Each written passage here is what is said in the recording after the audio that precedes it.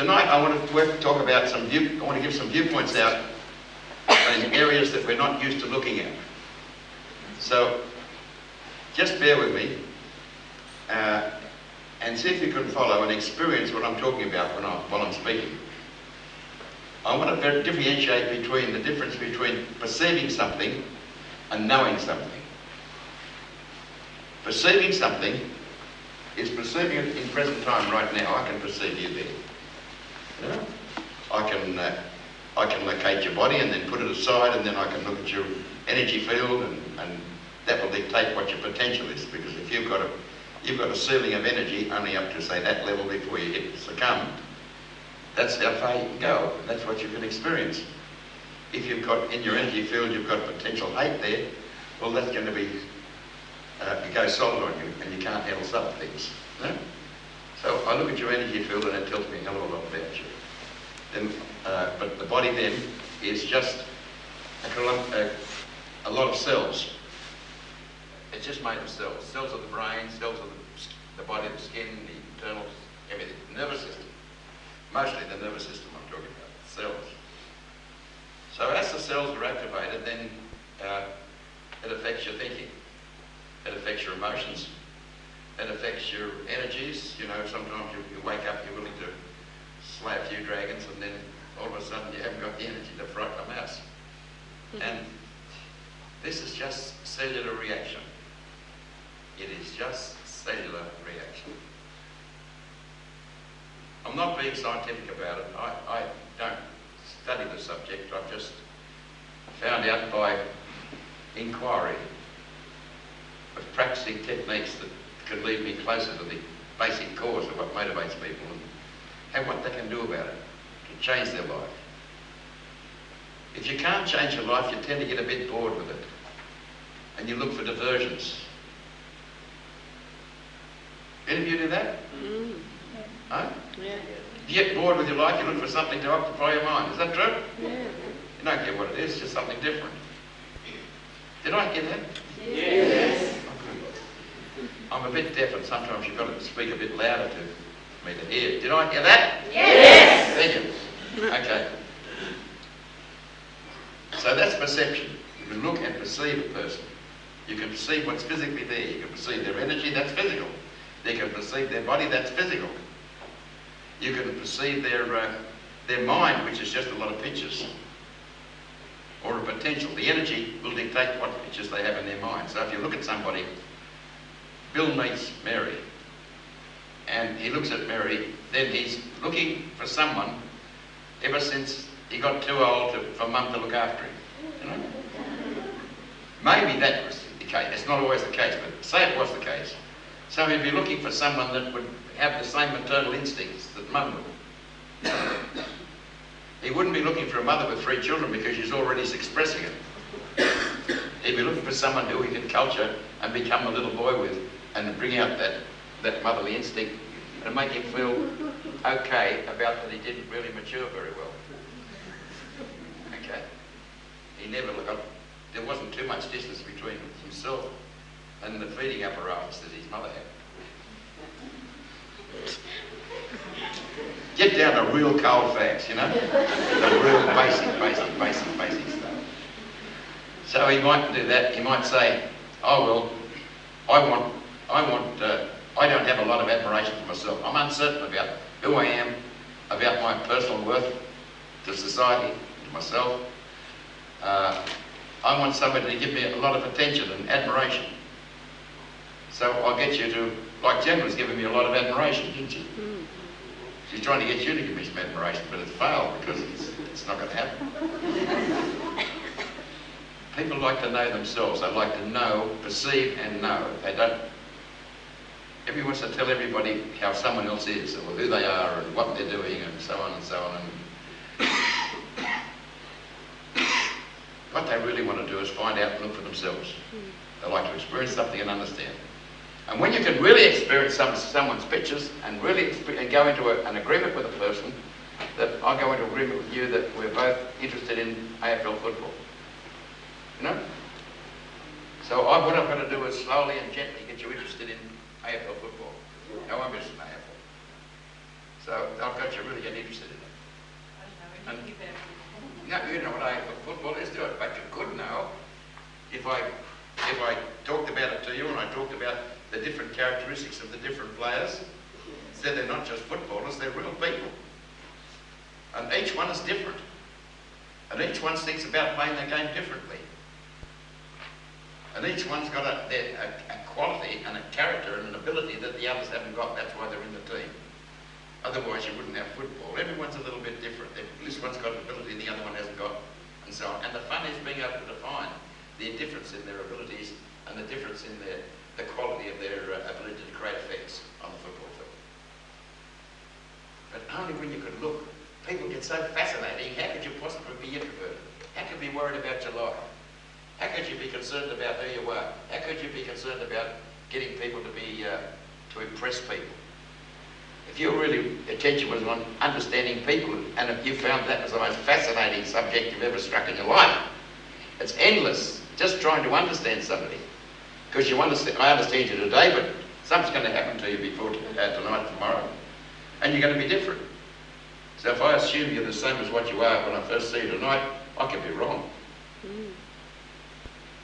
If I'm married to you today, and I expect you, I say, honey, I kissed you good, early this morning, and I expect you to be the same person there that I kissed the next morning, I can be really wrong. You could have met Joe Bojangles in the meantime, or somebody that got you to think differently about yourself. And if I start to treat you like you thought about yourself yesterday, I'm no longer haven't got a bond with you anymore. I'm not in reality with you. Does that make sense? Because people keep changing. That's the whole fact. That's a part of living. Part of living is we keep always changing. And when you are a cause of your life and you're changing for the better, then you can reach a level of happiness because you're doing something about life.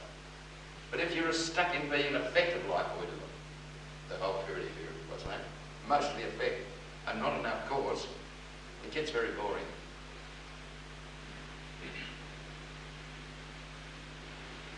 It gets very boring. Because you're just effect of other people and effect of situations and effect of who people, you don't know who you are what people told you are. Daddy says, you're Daddy's princess, aren't you, darling? Your little girl's me, you're Daddy's princess, aren't you, sweet? You love your dad, don't you? No, I love you too, darling. And they get you to say, yes, Daddy, I love you, I'm your Daddy's princess. And so you get conditioned to do that. So when you grow up and a guy comes up to you and say, gee, you're a really nice person, you're a lovely person, that's not a bad sort of an image to agree to. And you say, yes, I am too. And we both agree on something nice. Is that true? And then I say, I've learned that I can love you. I've got a lot of love for you. And you say, well, he's either a bloody idiot or he can see something in me that could love back. Right? So he sees in me a potential of loving. Does this happen or not? He sees in me a potential of loving. So we say, well, at least that's something we can do. We can love each other. That's something we can do. So we don't have to worry about things. We don't have to worry about what's happening in Africa. The kids are starving to death. We don't have to worry about what's happened with our country. We don't have to worry about what's happening up the Solomons. All we have to do is to read the papers.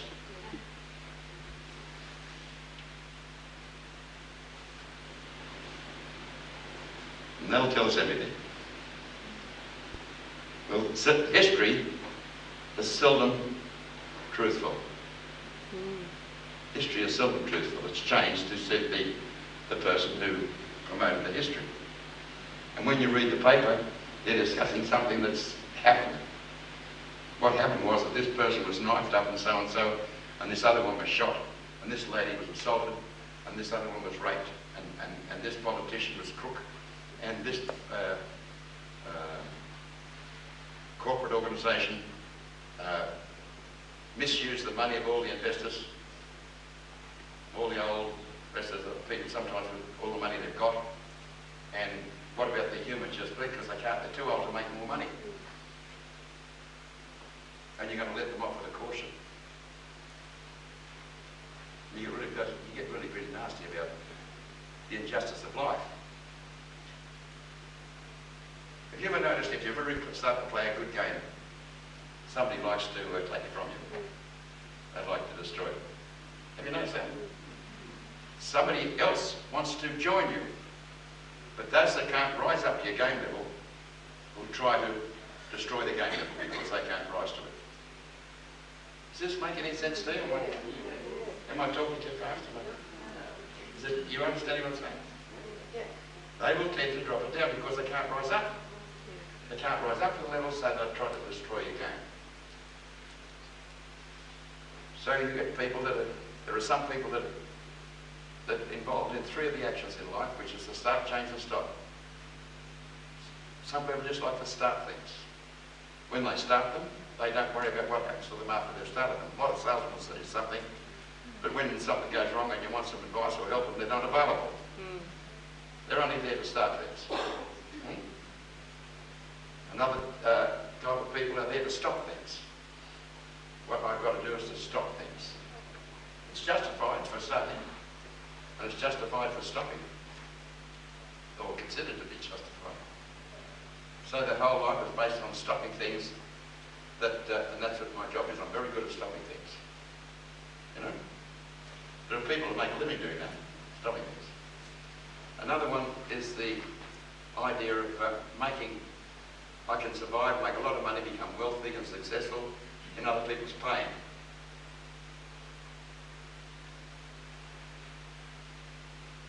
Have you got that thing about that joke I had about? Can I have it about that one I read out at the meeting there? This criminologist that we asked to come and survey us and check us out and everything is because something might be going on with us that we're not aware of, you know. And if we've got a weakness, we'll pick them out. She's quite Ruth is quite a famous one too, quite famous. Which one did you want? Yeah, Lady James. I'm now talking about the one that... The guy on the aeroplane? Oh. No. That's the other one, Tim. No, it's up. You know, the one about... I want to hear that one. Yes. Yes, the hell. Yeah.